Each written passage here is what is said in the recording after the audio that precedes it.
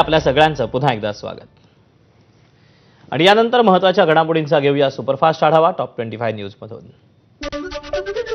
मंत्री छगन भुजबळ यांच्या दालनात उद्या ओबीसी उपसमितीची बैठक। भाजपचे प्रदेशाध्यक्ष चंद्रशेखर बावनकुळे यांच्यासह इतर सदस्य राहणार उपस्थित। मराठा आरक्षणावरून ओबीसींच्या नाराजीबाबत बैठकीत चर्चा होणार असल्याची माहिती।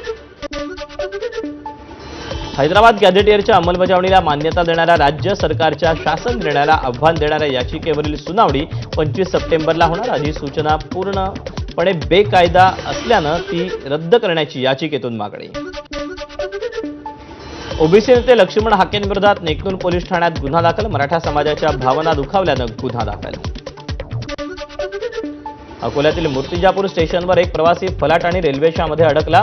गॅस कटरचा वापर करत या प्रवाशाची सुटका करण्यात आली। या संपूर्ण घटनेमुळे पुणे अमरावती गाडी तब्बल 1.5 तास प्लॅटफॉर्मवर उभी होती। अर्जेंटिनाचा स्टार फुटबॉलपटू लिओनेल मेसीकडून स्वाक्षरी केलेली जर्सी पंतप्रधान नरेंद्र मोदींना भेट। पंतप्रधानांच्या 75व्या वाढदिवसानिमित्त जर्सी भेट दिल्याची माहिती।